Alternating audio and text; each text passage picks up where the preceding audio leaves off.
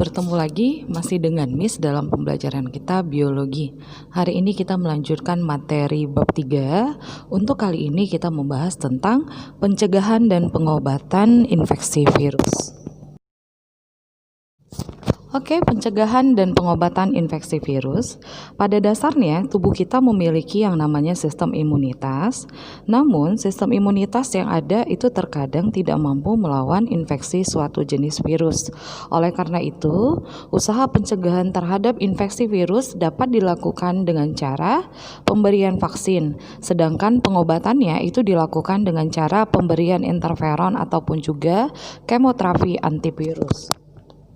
Oke, pertemuan ini kita akan membahas apa itu vaksin virus. Nanti vaksin virus itu ada dua, vaksin virus mati dan vaksin virus yang dilemahkan. Sedangkan nanti pengobatan untuk virus itu ada interferon dan juga kemoterapi antivirus. Vaksin virus merupakan formula yang terbuat dari bagian tubuh virus, virus mati atau virus hidup yang akan diinjeksikan ke dalam tubuh manusia guna memperoleh suatu sistem imunitas atau kekebalan secara alami. Vaksin virus itu dibedakan menjadi dua, ada vaksin virus mati dan ada vaksin virus yang dilemahkan. Vaksin virus mati disebut juga sebagai vaksin yang tidak aktif. Jenis vaksin ini biasanya mengandung virus yang sudah dimatikan dengan suhu panas, radiasi, ataupun bahan kimia. Vaksin virus mati biasanya cenderung menghasilkan respon kekebalan tubuh yang lemah jika dibandingkan menggunakan yang namanya vaksin hidup. Ada beberapa kelemahan penggunaan vaksin virus mati, diantaranya diperlukan ketelitian yang tinggi ketika membuat vaksin untuk memastikan bahwa tidak ada virus yang virulen. Respons sel terhadap vaksin biasanya lemah, imunitas yang diperoleh hanya bersifat sementara, dapat merangsang hipersensitivitas pada infeksi berikutnya yang menyebabkan virus menjadi lebih resisten. Contoh vaksin mati yang terbuat dari virus mati adalah vaksin polio, vaksin DPT, dan juga vaksin flu. Untuk vaksin virus hidup berbeda dengan yang namanya vaksin virus mati, di mana di sini terkandung yang namanya vaksin virus hidup tidak dibunuh melainkan dilemahkan. Ya, untuk vaksin virus hidup terbuat dari virus mutan yang memiliki antigen hampir sama dengan virus liar, tetapi memiliki kemampuan patogen yang sangat lemah. Penggunaan vaksin virus hidup memiliki kelebihan dan juga kelemahan. Kelebihan penggunaan vaksin hidup antara lain, tubuh akan memperoleh imunitas seperti imunitas yang terjadi secara alamiah, karena virus akan bereproduksi terus sehingga memicu terbentuknya antibodi tubuh. Sementara untuk kelemahan penggunaan vaksin virus hidup antara lain, terjadi resiko virulensi balik yang lebih besar selama perkembangbiakan virus di dalam vaksin. Kemudian penyimpanan dan keterbatasan hidup vaksin sebelum masa kadaluarsa, terjadinya pencemaran virus lain di dalam vaksin, adanya gangguan replikasi virus vaksin akibat adanya infeksi virus luar yang terjadi bersamaan, sehingga menyebabkan kurangnya efektivitas vaksin. Contoh dari vaksin hidup itu ada vaksin MMR, kemudian vaksin BCG, vaksin cacar air, dan juga vaksin rotavirus. Pengobatan infeksi vaksin yang pertama itu dengan menggunakan yang namanya interferon, yang merupakan protein yang dihasilkan hewan atau sel biakan sebagai respon terhadap infeksi virus, berfungsi untuk menghambat replikasi virus.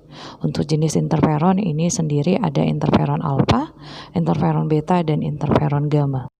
Contoh interferon alfa 2A ini digunakan untuk mengatasi leukemia, jenis sel berambut, dan juga mieloid kronis, sarkoma yang terkait dengan AIDS, hepatitis C, hepatitis B, kanker ginjal, melanoma, serta folikular.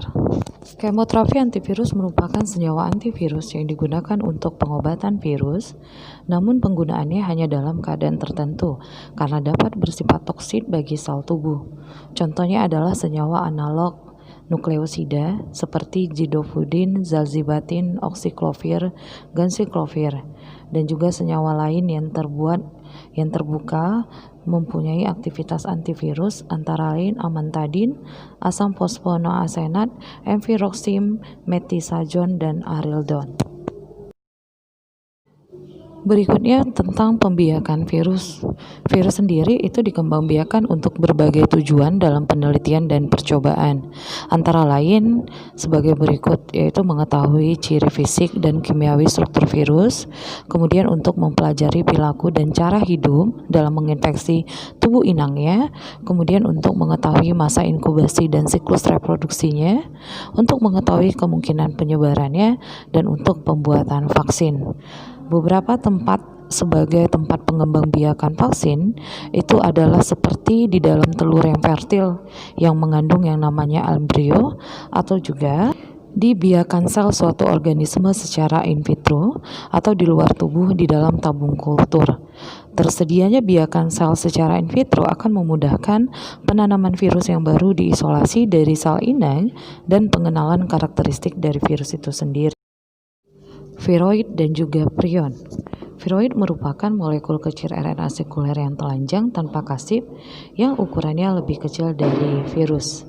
Viroid biasanya berupa hanya asam nukleat saja, terdiri atas beberapa ratus nukleotida, tidak mengkode protein, namun mampu bereplikasi di dalam sel inang dengan menggunakan yang namanya enzim seluler.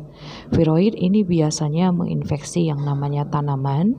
Biasanya molekul RNA viroid ini akan mengganggu metabolisme sel dan mengacaukan pengendalian pertumbuhan, sehingga menghambat pertumbuhan tanaman.